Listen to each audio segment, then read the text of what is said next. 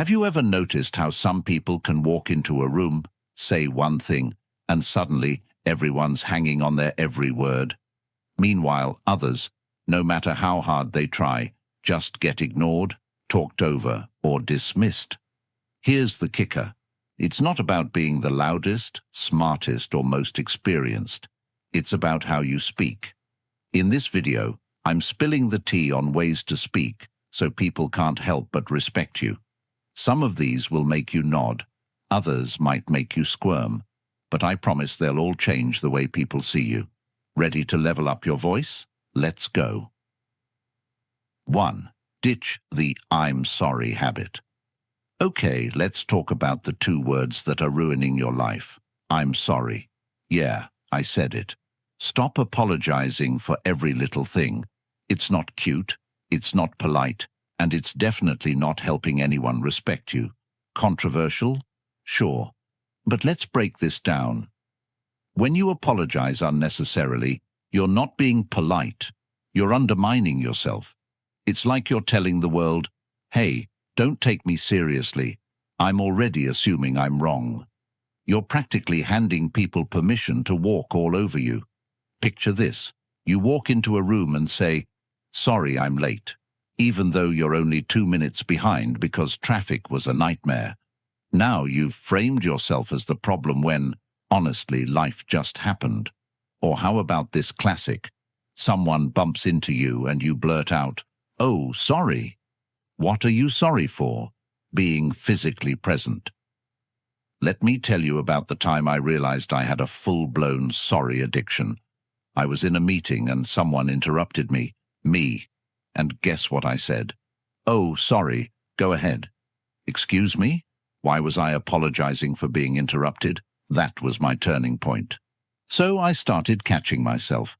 Every time I was about to say, I'm sorry, I stopped and asked myself, do I actually owe anyone an apology, or am I just trying to soften the moment? Spoiler alert, 90% of the time there was no reason to apologize. Apologizing when it's unnecessary isn't just a habit, it's a mindset. It's like you're apologizing for existing, for taking up space, for being human. And if you keep doing it, guess what? People will start to believe you. They'll see you as someone who's always in the wrong, someone who doesn't value themselves enough to stand tall. But here's the truth. You have every right to take up space, to have opinions, to make mistakes. Respect doesn't come from saying, I'm sorry.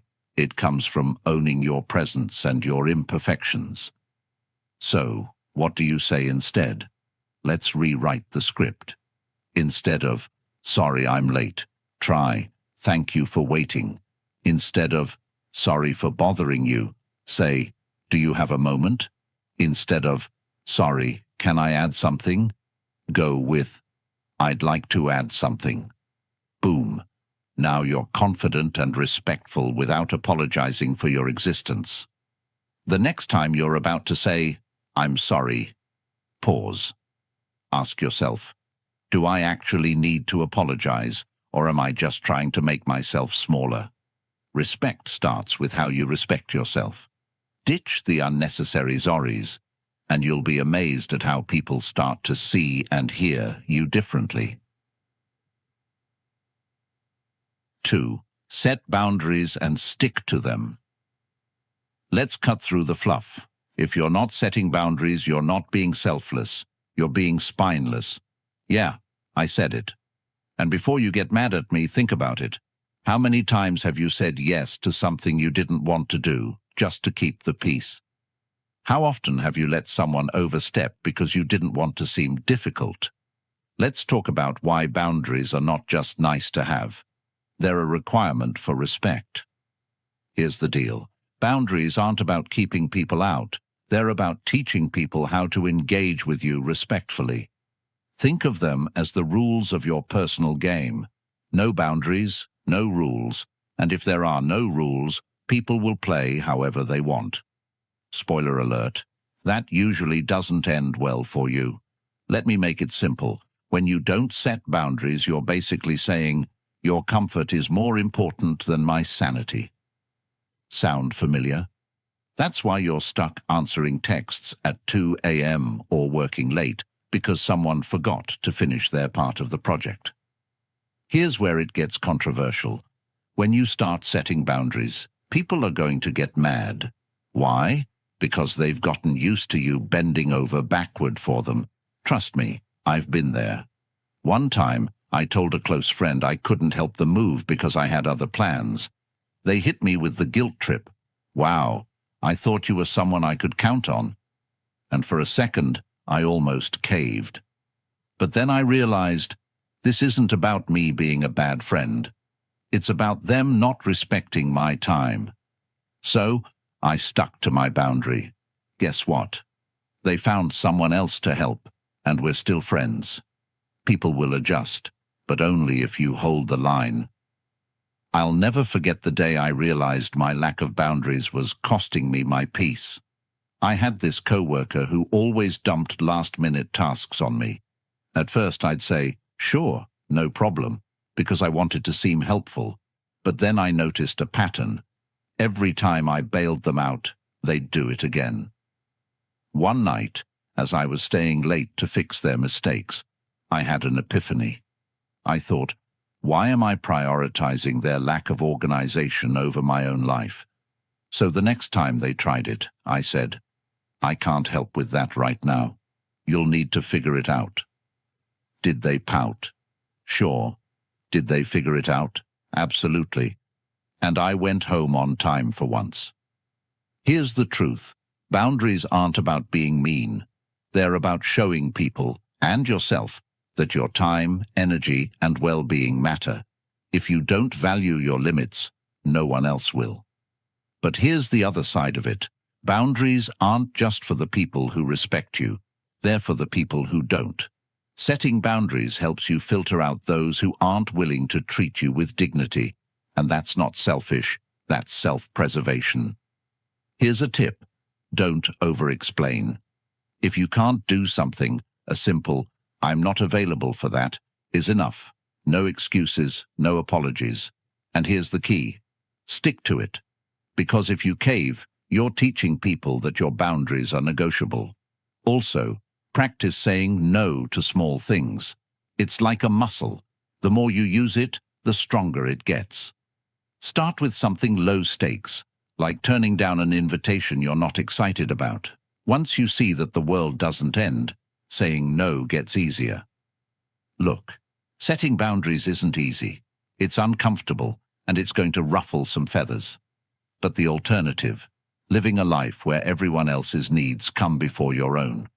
And let me tell you from experience, that's a fast track to burnout and resentment. So, start small. Define what you need, communicate it clearly, and most importantly, stick to it. Because the only people who get upset about your boundaries are the ones who benefit from you having none. And honestly, good riddance. Set the boundary. Trust me, it's worth it. 3. Master the art of pausing. You felt that, didn't you? That little bit of tension when I paused?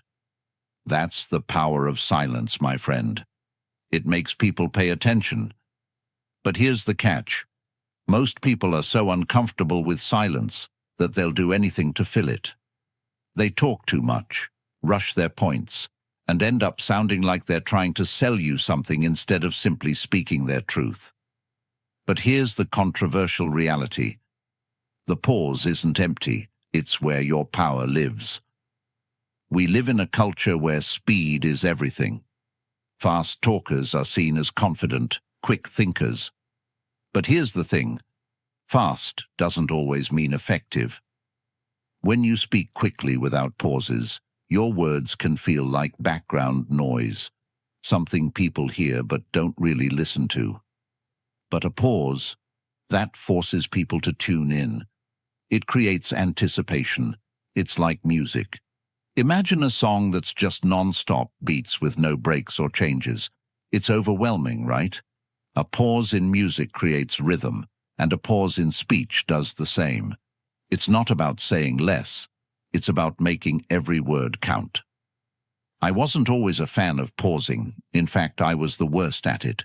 Back in the day, I thought I needed to prove myself with an endless stream of words, meetings, conversations, even dates. I was constantly filling the air, thinking silence would make me look unsure.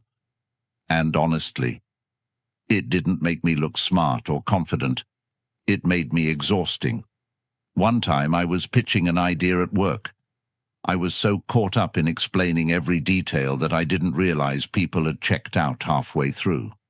Afterward, my manager pulled me aside and said, "You've got great ideas, but you don't give people time to process them." Ouch, right? That was my wake-up call. I realized I was doing all the work for my audience instead of trusting them to catch on. When I started practicing pauses, it felt weird at first, like really weird. I'd say something, stop to let it land, and immediately want to jump in and explain myself. But over time, I noticed something amazing. People started paying more attention. Instead of zoning out, they were leaning in.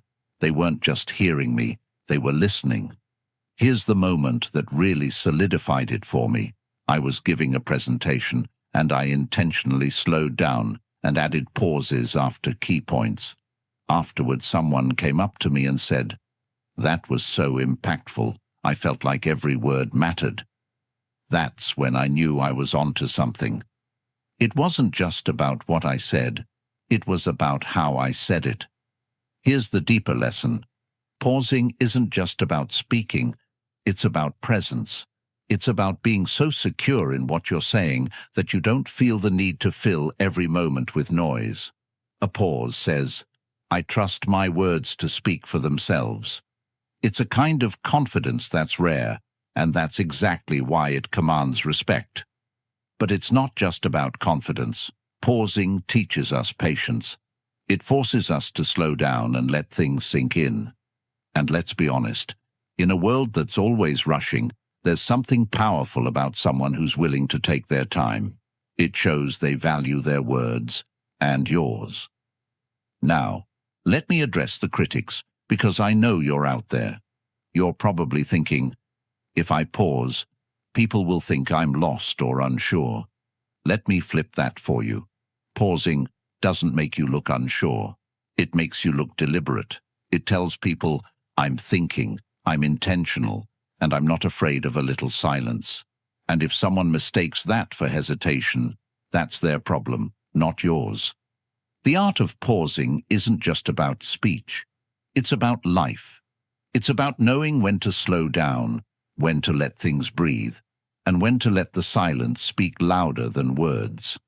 So the next time you're tempted to fill the gaps with chatter, resist. Trust the pause. Lean into the discomfort. Because when you master the pause, you don't just earn respect. You own the room. And honestly, that's the kind of power you deserve. See what I did there? 4. Use humor without turning into a clown. Humor is like hot sauce. Used right, it elevates everything. Used wrong, it ruins the whole dish. And let me tell you, nothing makes people lose respect for you faster than when you cross the line from being funny to being a clown. I know that sounds harsh, but hey, someone's got to say it. So, let's break it down. How do you use humor to win respect instead of losing it? First, let's address the obvious. Humor is a fantastic tool. It breaks tension, builds connections, and can even make you look smarter. Yeah, studies back that up. But here's the controversial part. If you're not careful, humor can backfire hard. When you rely too much on jokes, especially self-deprecating ones, or if you're constantly playing the fool, people start seeing you as, well, a fool. And trust me, nobody respects a punchline that doesn't know when to quit. Here's where it gets real. I used to be that guy, the one who always had a joke ready, even when the moment didn't call for it. I thought I was being charming, but in reality, I was undermining myself. I'll never forget this one time in a meeting. I cracked a joke about my own workload, something like, "Oh, I'm just here to make spreadsheets look pretty." Everyone laughed, but afterward, my manager pulled me aside and said, "You're too good at what you do to downplay yourself like that." That hit me. I realized that while humor was getting me attention, it wasn't always the kind of attention I wanted. Now, don't get me wrong. I'm not saying you need to turn into some ultra-serious robot. Humor is an incredible way to build rapport and lighten the mood. But here's the key. It has to serve a purpose. Are you using humor to connect with people, or are you using it to deflect, distract, or beg for approval? For example, self-deprecating humor can be great, in moderation. It shows humility and relatability. But if you're constantly the butt of your own jokes, people might start to believe you. There's a fine line between laughing with people and giving them permission to laugh at you. Here's the deeper message. Humor is about timing, intent, and balance. When used thoughtfully, it's a sign of intelligence and confidence. But when it becomes a crutch, it's a sign of insecurity. And I know because I've been there. There was a time in my life when I used humor to avoid difficult conversations. If someone gave me critical feedback, I'd crack a joke to deflect. If I felt uncomfortable in a serious discussion, I'd turn it into a laugh fest. And you know what happened? People stopped taking me seriously. I had to learn that respect doesn't come from being the funniest person in the room. It comes from knowing when to be serious and when to be light-hearted. The trick is finding that sweet spot. Humor should add to the conversation, not take away from it. It should make people feel connected, not distracted. And most importantly, it should reflect your confidence, not your insecurity. A well-timed joke can show that you're sharp and in control, but a constant barrage of jokes can make you look like you're trying too hard. And let's not forget, humor can be risky. Sarcasm, for example, can either make you look witty or make you look like a jerk. It all depends on how it lands. Dark humor, same deal.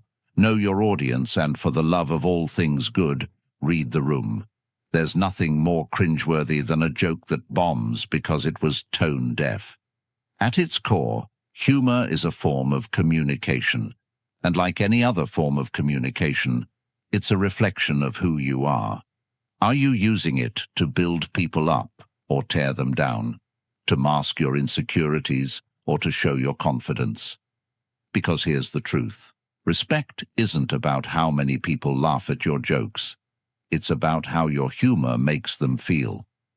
So the next time you're about to crack a joke, ask yourself, what's my intent? Am I using humor to connect, or am I hiding behind it? Because when you strike that balance, when you use humor with purpose and confidence, you're not just funny, you're unforgettable. And hey, if all else fails, just remember, dad jokes are always a crowd pleaser, unless they're terrible. In which case, maybe rethink your strategy. 5. Drop the gossip. Let's get controversial. Gossip. You know that juicy little tidbit about Karen from accounting or that thing your friend swore you wouldn't tell anyone? We've all done it, right? But here's the brutal truth. Gossip doesn't make you look interesting. It makes you look untrustworthy. And if you're the one spilling all the tea, guess what? No one's respecting you. They're just entertained until they realize they might be next on your list. Now, don't get me wrong, I get the appeal. Gossip is like social currency. It feels good in the moment, like you're part of some exclusive club. But here's the flip side. Every time you indulge in gossip, you're telling the people around you, I can't be trusted. It's not just about the person you're talking about. It's about you. And if people can't trust you, they can't respect you. Period. I learned this the hard way. Let me tell you about the time I got burned by my own love of gossip. There was this colleague of mine. Let's call him Dave. Dave was always showing up late, and one day I made an offhand comment to someone else about how he probably had an alarm clock that hated him. It was a joke, but it spread like wildfire. Before I knew it, people were adding their own bits to the story. Dave was lazy. Dave didn't care about his job. Dave was this and that. And guess who Dave found out started the whole thing? Mr. The Worst Part. Dave had a perfectly good reason for being late. He was taking care of his sick mom. That moment, it hit me like a ton of bricks. My harmless gossip wasn't harmless at all. It was hurtful and, honestly, a little cruel. Here's the thing about gossip. It's never really about the person you're talking about. It's about you. Why are you sharing that story? Are you trying to feel superior? Trying to be interesting? Because if you're being honest with yourself, most gossip comes from a place of insecurity. It's like saying, hey, don't look at my flaws, look at theirs. But here's the harsh reality. When you gossip, people aren't thinking about the person you're trashing. They're questioning your integrity. And let's talk about the flip side. What happens when you don't gossip? When you're the person who refuses to engage in the drama, people notice. They start to see you as someone who can be trusted, someone who doesn't need to tear others down to feel good about themselves. That's the kind of person people respect. Let me tell you, when I started actively avoiding gossip, it changed everything. Instead of jumping into those, "Oh my God, did you hear about?" conversations, I'd just say something neutral like, "I hope they're doing okay." At first, it felt weird, like I was missing out. But over time, I noticed people started coming to me for advice instead of drama. They saw me as someone who could handle things maturely, not someone who would weaponize their secrets. Here's the deeper lesson. Gossip doesn't just hurt other people. It hurts you. It chips away at your credibility, your relationships, and even your self-respect. When you drop the gossip, you're making a statement. I'm better than this. I don't need to build myself up by tearing someone else down. That's where true respect comes from. And let's be real for a second. When you're known as that person who always has the gossip, you're also known as the person who can't keep their mouth shut. And you know what happens to those people? They don't get promoted. They don't get trusted with secrets. And worst of all, they're usually the ones left out when the real stuff goes down. So, yeah, maybe ditch the gossip train. It's not going anywhere good. At the end of the day, you have to ask yourself, what kind of person do I want to be? Someone who spreads negativity and mistrust, or someone who lifts others up? Gossip feels good in the moment, sure, but respect, that's something that lasts. And respect doesn't come from spilling the tea. It comes from being the person who refuses to pour it. Besides, Karen from accounting, she's probably just living her best life. Leave her alone. 6. Know when to stop talking. All right, here's a spicy truth bomb for you. Most people talk too much. Yeah, I said it. And you know what? It's costing you respect. The uncomfortable reality is this. Sometimes the most powerful thing you can say is nothing. But, oh, the temptation to keep going, to over-explain, to fill every silence. It's real, right? Let's get into it. Why do we do this? Why do we feel the need to keep talking long after we've made our point? Let's be real. It's insecurity. We think if we stop talking, people will assume we're unsure or that we don't know enough. So we keep rambling, hoping to prove how smart, funny, or valuable we are. Newsflash. Over-talking does the opposite. Instead of making you look impressive, it makes you look unsure and, dare I say it, a little desperate. Let me tell you about the time I learned this the hard way. I was pitching an idea to a client, and I thought I absolutely nailed it. But instead of stopping and letting them digest my brilliant point, I just kept going. I rephrased my idea, added unnecessary details, and even tried to anticipate their questions before they could ask. By the end, they weren't nodding. They were looking confused. After the meeting, my boss pulled me aside and said, "You had them in the first 30 seconds. but then you lost them. You need to learn when to stop talking. That hit me like a ton of bricks. I realized I wasn't giving people the space to process what I was saying. I was smothering my own message. And here's the controversial part. Sometimes, the more you talk, the less people listen. It's like pouring water into a glass that's already full. It overflows, and none of it sticks. Silence, on the other hand, silence commands attention. It gives your words weight. When you stop talking, you create space for others to think, to respond, to engage. That's where respect grows. Look, I know it's hard. Silence can feel awkward. You say something and instead of a quick reaction, there's a pause and your brain starts screaming, say something else, fill the gap. But here's the thing, that pause isn't your enemy. It's your ally. It's in those moments of silence that people process your words and decide to take them seriously. Here's the deeper truth. Knowing when to stop talking isn't just about communication, it's about confidence. It's about trusting that your words have value without needing to back them up with endless explanations or filler. It's about being okay with the discomfort of silence, knowing that it speaks louder than noise ever could. And let me just say this, people remember the mic drop, not the ramble. Think about some of the most impactful speeches or moments in history. They weren't long-winded essays. They were sharp, concise, and deliberate. The power of knowing when to stop talking is like leaving a party at its peak. You leave people wanting more, not wishing you'd go home. I started practicing this in my personal life too. At family gatherings, I used to be the one who always had to fill the silences, cracking jokes or explaining my opinions at length. One day I decided to just stop.